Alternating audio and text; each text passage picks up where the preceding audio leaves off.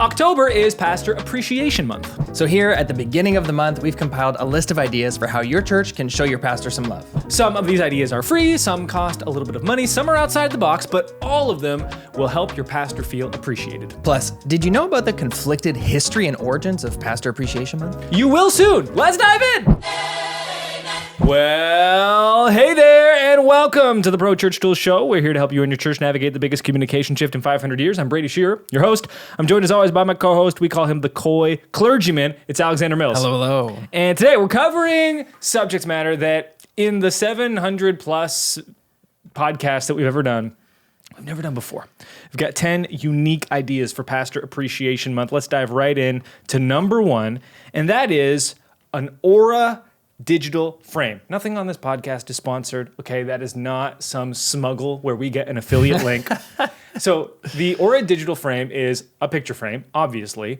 Instead of a singular print within the frame, it's digital. And what's cool is you can create a portal where anyone can upload photos into the frame. Mm-hmm. So you can create a link and share it with the staff, share it with the congregation, and have people upload photos into this frame. You deliver the frame to your pastor, and it's filled with all these photos of great memories of the church, of great memories, different people in the congregation, with the pastor. You can put it up on the wall, and look, this is going to be different than probably anything you've ever done in previous years. I'm thrilled to say I've just pulled up the Aura app because I'm a user of Aura. What? Yes. Oh, I didn't even know this. Yeah, you'll find my affiliate link in the description. No, my Rebecca's stepdad, so my wife's stepdad, bought one for Rebecca's mom for Christmas or Mother's Day, something like that.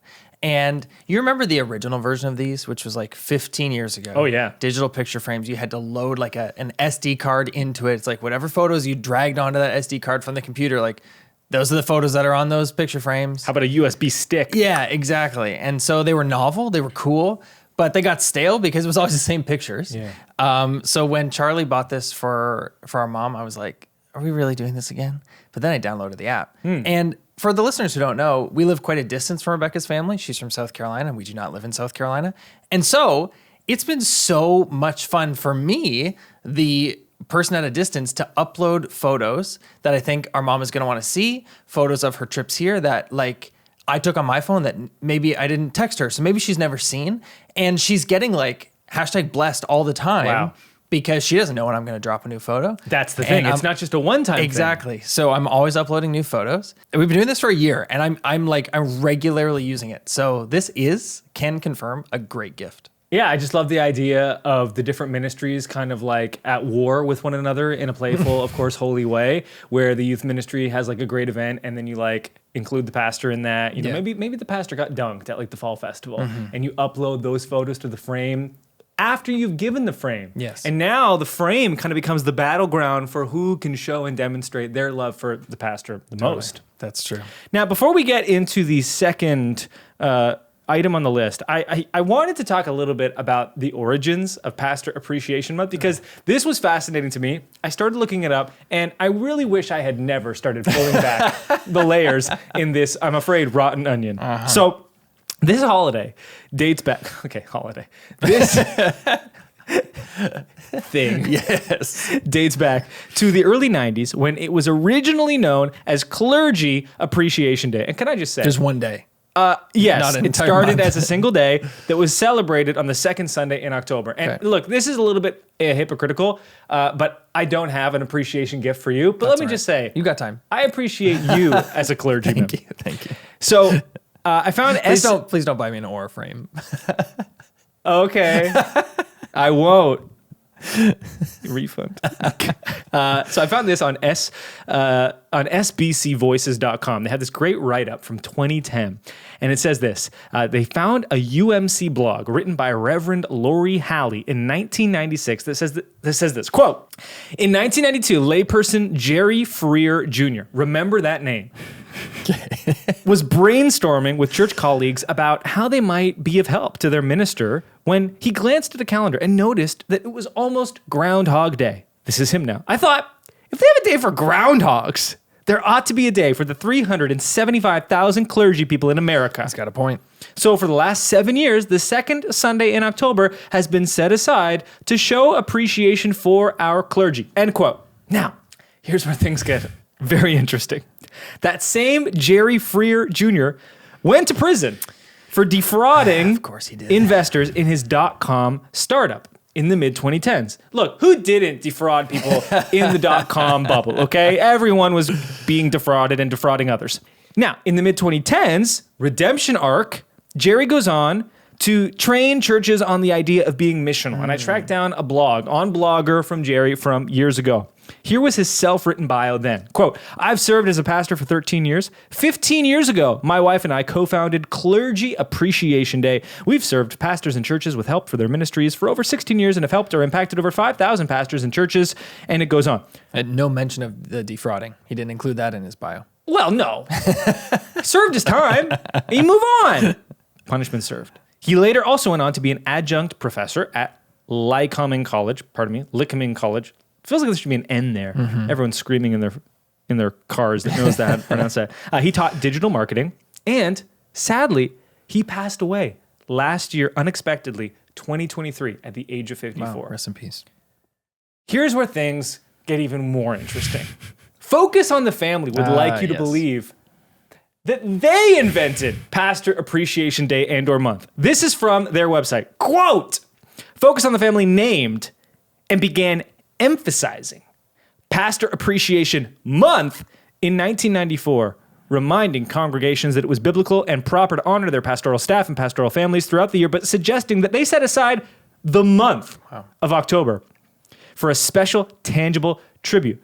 For those churches that preferred a single weekend, we recommend the second weekend of the month. Of course you do. May I say, you don't need to recommend it. That precedent had already been set. However, they go on to say, honoring a church's entire pastoral staff and their families can be done at any time and in fact should become a normal part of the church's ongoing care. Quote, quote, quote, ... Of course. No mention of one Jerry Freer Jr., may he rest in peace. Though, as I did even further research, some would like you to believe that Jerry Freer's original ministry had some connections to Focus on the Family, so perhaps they were in cahoots this entire time. Wow. Consider me unsurprised. What have you learned from this history lesson? I've learned that, as is true for most things that we're fond of, it's probably best just to live in blissful ignorance and not know the origin of the thing. I'm not throwing shade at this individual person in any way because my church recently hosted him, but I call this the Chris Tomlin effect. This is the Chris Tomlin effect. Take a well-recorded, published and written worship song, sing it in the key of Chris Tomlin, re-release it under your name, and you've got a smash hit that most people will believe you wrote and originally performed, but you did not.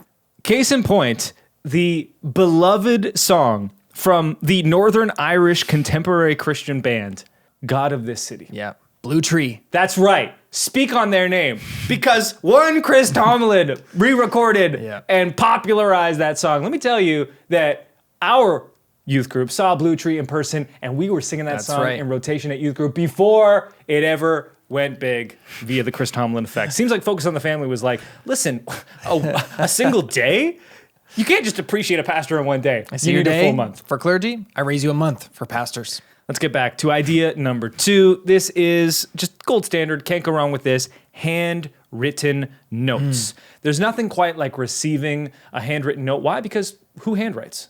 That's true. The kids don't even know how to handwrite anymore. The downside is my handwritten note to the pastor may be illegible because it's the first time I've used those muscles in many, many years. Yes. Idea number 3, video thank you card from kids. So instead of doing the handwritten note, you get the kids in front of the camera, and maybe there's a theme, maybe there's leading questions to help them kind of get into the subject matter, but you compile different kids from kids ministry expressing their gratitude to the pastor. Anytime we've done a video at our church that involves kids, we recently did this past weekend where it was like, hey, come see a Sunday morning through a kid's eyes. And then we had like a little DJI mic on them. And like that video was one of our best performing social posts in a long time. It came across my For You page. There you go. Yeah. Anytime you involve a kid, you just can't lose. Yeah. And so doing this, there's that element of cuteness, of course. It's going to pull at the heartstrings of the pastor, and Zero cost. Our kids' ministry leaders did something similar to this last year for us. They didn't do a video, but they asked the kids during one of the Sundays, like, hey, they prepared a craft,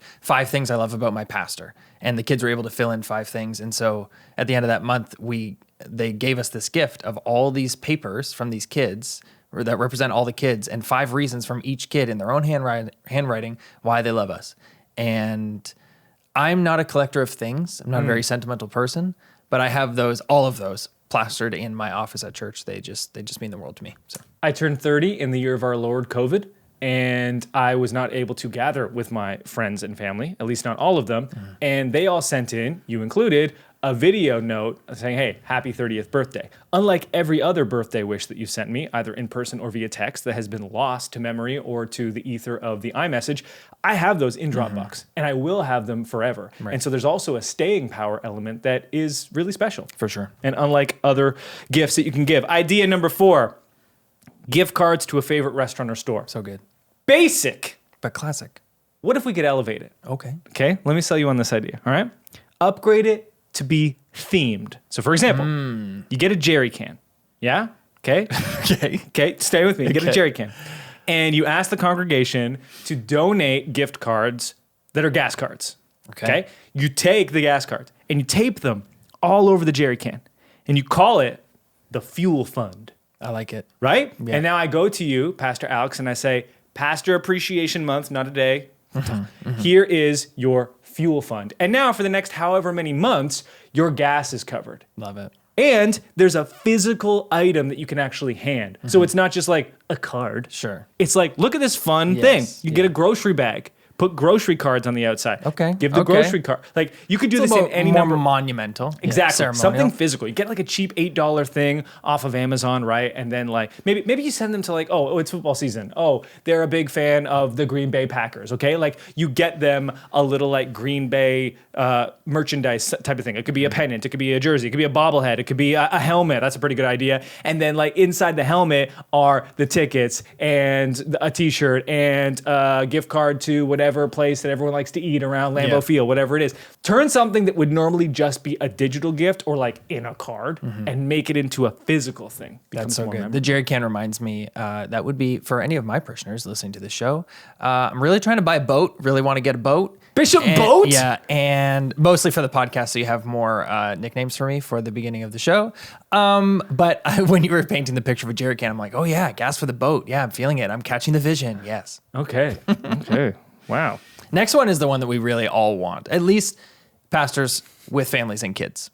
Okay, so the idea here is you just plan a night out Don't we need that? for the pastor. So this would include childcare, if needed, gift card to the restaurant of choice, some type of funding for that, plan an activity afterwards, something that's novel that they'll always remember. So not just like go see a movie, Right. but like something a little bit out of the ordinary, a dance lesson, some type of like cooking lesson. Here you can zip line down to the base of the Niagara Falls. Sure. Send them on the zip line and pray that they make it back alive. I mean, because Sunday's coming also. Like you get one night out, but like not much more. Something that's going to be memorable is always useful. A lot of these ideas, they work because they're unusual, right? We put it in the title, unique ideas. The reason a unique idea is great is because it sticks in someone's memory longer. The reason I remember those video cards that I got for my 30th birthday was because, well, I've never gotten those before. Yeah. And so the fact that they were just a little bit unusual, and that's why the Fuel Fund, like, when are you going to be gifted a jerry can, right? Like Pastor Alex, yeah, he has his sights set higher. He wants his congregation to gift him a yacht. Like, That's I didn't right. realize that was kind of the theology that he subscribed to. You should see the boats I'm looking at in my budget. They are like, you look at it, it's like, is this waterworthy? Is this safe? But I can make it waterworthy. I can replace the bellows. I don't. Bishop Bellows?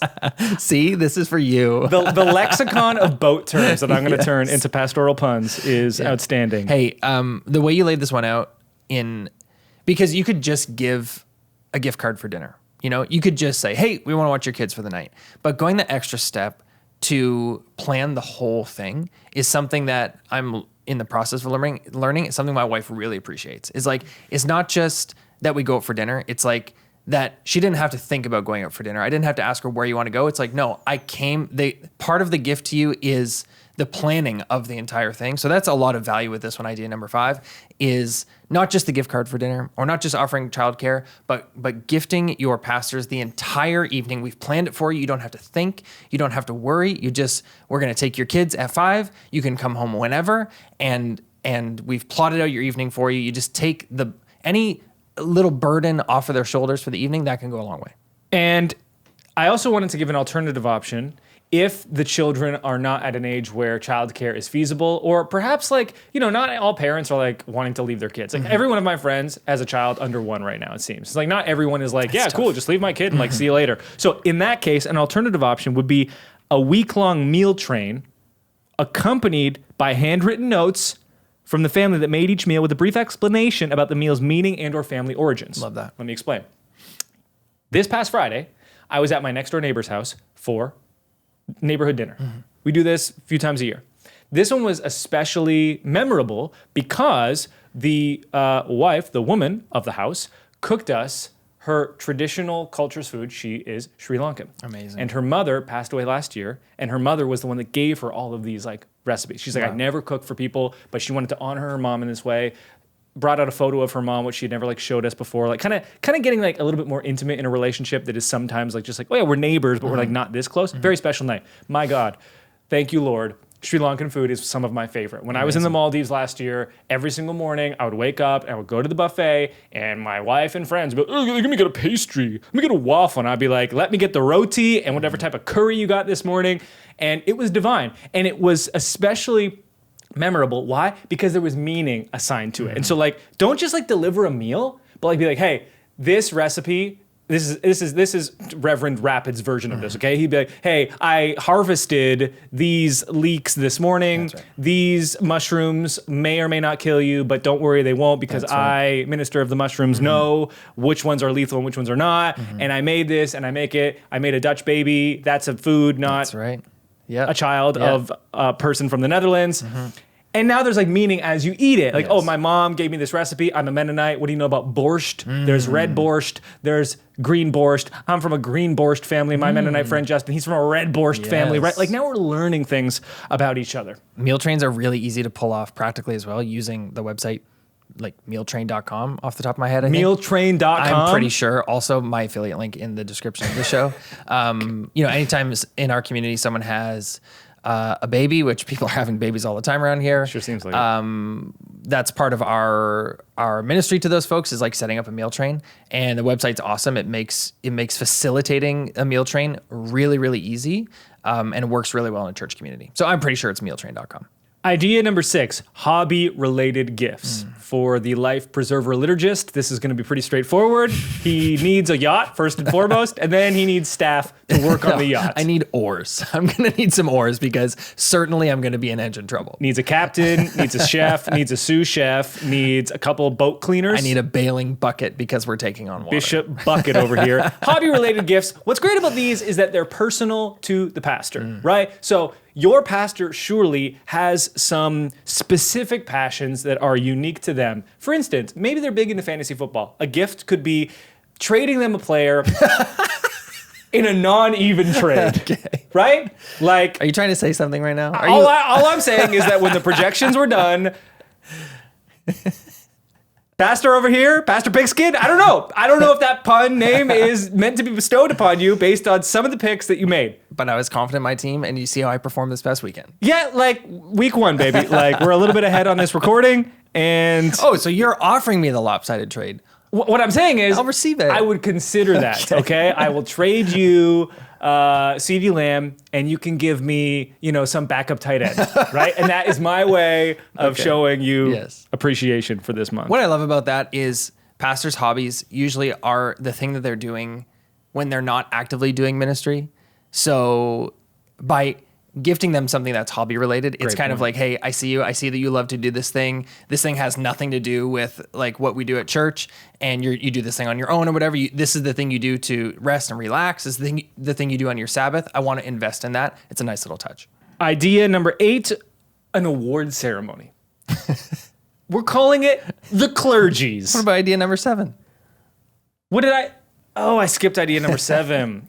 I Okay, we'll get back to the You're Clergies. just I was so eager to excited. get to the Clergies. Well, idea 6 and 7 both start with H. Yes, and So- they both have the same amount of characters. Idea number 7 is really just for me if I was a pastor. And that's home improvements. Yeah. Okay, I've got a big honeydew list. Unfortunately, I was born in the 90s. And so I'm incredibly competent in the world of tech, incredibly incompetent in the physical world. And so there are a bunch of home improvements that need to be done in my home. And frankly, I do not have the skill to do them. Could I learn? I'm confident I could learn, but the problem is that I don't really make money from improving my home. I make money from working on my business. And then my leftover time, I have to figure out how to replace CD Lamb after I made a lopsided trade to Pastor Pigskin. So home improvements, great option. Pastor might be competent himself, herself, maybe not. Maybe they just don't have the time, and that home, it gets overlooked. People in the church can donate their time, donate their talent. Yes. And they can go to the home, do some fixes. Wow, that's really meaningful because every time now you open that shower door and it doesn't scrape against the, hinges. Yeah, you get to thank God for, Jill or Brett who fixed it for you. Yes, you remember those people. Okay, here we go. Idea number 8. Thank God that idea is over. Idea number 8, the Clergies. Okay, so of course this is a riff on the Dundies. Yeah. So I would say do this on a weekday. This is a staff event, okay? This isn't necessarily something you bring in with the whole congregation. Maybe you don't want to make Pastor Appreciation Month a big thing from stage. Maybe it's meant to be more of an intimate affair, more private within the leadership and staff, okay? Do the Clergies. Each person on staff, each person in key leadership gets to present one award. So for example, I'm awarding to Alex the Sermon of the Year. Okay? And we're going to have a little bit, there's going to be a physical representation of it. They don't all need to be like exactly replicas of the Oscars of an Academy Award. I deliver it to him and I say, hey, the Sermon of the Year for me was when you preached on this text and this day, and this is why it was meaningful to me. And so it's obviously a bit of pageantry for the sake of pageantry. It's memorable because of how absurd it is, but it's also personal and special because there is real sentiment attached to it. And it's just a whole lot of fun. Now, if you don't have a team of staff, if you're a smaller church, like the median church size in America, how do you think you could still pull this off in that context? Like, because you don't want to bring this into a Sunday service and like have it speak for most of the Sunday service. That may just be like a little bit too much out of context. So how would you pull this off with a smaller team, maybe just a volunteer team, or getting the whole, maybe your church is 50 people, you get everyone on board, but not on a Sunday morning. How do you think you could pull that off? Yeah, and so this is why I said like the staff or key leaders, because every church's leadership makeup is going to be different. So maybe this is like the eldership, maybe it's, the few elders and like a few key leaders. Like everyone's church kind of has like the team that like runs things. If you want to expand it to the church, go for it. I just didn't want people to hear this and go like, that doesn't work in front of the whole church. It's like, yeah, no, I get it. Like it doesn't have to operate in that way, but to taste at your own church. So good. Okay, idea number 9, subscription time, okay? Now, I don't want to just say subscription boxes because let me tell you, when you go online and Google subscription boxes, 1, every link is an affiliate link, and 2, it's all including trash. all the links in this show. Yes. That's right. We're earning cents upon cents, and your yacht in no time will be paid for. So here are some ones that I think are actually good, okay? I've got 3. Okay. Number 1, Audible membership. I love Audible. Alex doesn't believe in Audible, but I do. And I think Audible is an expense that I see every single month. And I'm like, I'm glad I have this, but wow, I had to pay for this. Yeah. So a year-long Audible membership. Now, Pastor is investing in himself, in herself, listening to books, bettering themselves, whether it be in their theology, in their personal pursuits. Maybe they're just listening to biographies or something just broadening their mind. Murder mysteries. That's what I listen to on Audible. You do have Audible. Oh, yeah. Mostly for car drives. Oh, like Archbishop long Audible. drives. We listen to, everything from Agatha Christie to the more modern murder mysteries by Lucy Foley. Okay. We're murder people. I mean, don't forget our personal favorite, Where the Mockingbirds Sing. Where the Gather? Crawdads Sing. That's the one. Definitely combining multiple fictional books. Yeah. That's a good candidate for I subscription. love you, Kyle. I remember years ago, we used to, like we're talking 20 years ago, we used to get my dad, when he was the only pastor, we used to get him a Christmas present, like from the church. And it was like, there was a bit of pageantry to it. Like we presented it to him in front of the church. It was kind of like the same thing. It was like, we see you, we appreciate you. We just didn't do it on the second Sunday of October. And I remember the year. Take that, focus on the family. Exactly. I remember it like yesterday, we gifted him satellite TV. Wow. And that's the same version of this, right? Did you erect one of those physical satellites that were like, 50 feet high in the backyard? No, but like we gifted him the satellite dish that like goes small on the one, house. sure. Yeah. And I think folks from church came over and installed it. That's special. And yeah, I mean, it was so meaningful to my dad and to our family by extension. And that's just like, that's the 2 decades old version of this, because we don't have satellite dishes anymore, but we're paying for TV subscriptions, maybe even more than we were paying for satellite back then when you add them all up together. So a subscription like Audible, great idea. I like this idea. Yeah, and if you want to be carnal like Alex's church, gifting television, that's what we definitely need in our lives.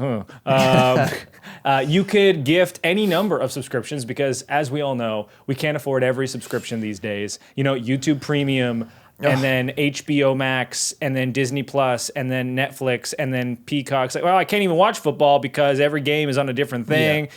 Yeah. Hey, that's another great option. What about something for eating or drinking? Okay, so the Roasters Pack is the coffee membership that we have here at our office that you and I both have personally. Great for both Canada and the USA. That's right. But it is Canadian based, so shout out to the Canucks who are exporting our coffee after, of course, importing our coffee then to the States. And then just out of the box, for the foodie in your life who likes things a little bit more spicy, the Fuego Box Craft Hot Sauce Club. Oh, that's fun. It's like, that's not especially practical, but it's novel. And sometimes gifting something novel is a great way to be memorable and to bring some pun intended spice into somebody's life. Totally. Because it's like, I would never buy this for myself. It's a little bit strange.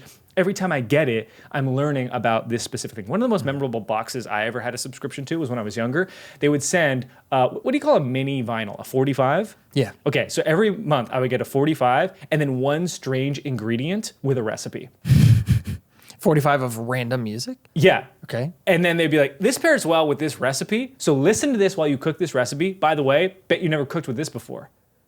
Wow. There's a lot going on there. I don't know if it's Japanese or Korean or I'm just going to say broadly Asian spice blend called sashimi togarashi. Okay. Pardon me if I think that's close. And You at least made an effort. there was a meal where you just took that, cracked some garlic, salt and pepper oil on green beans.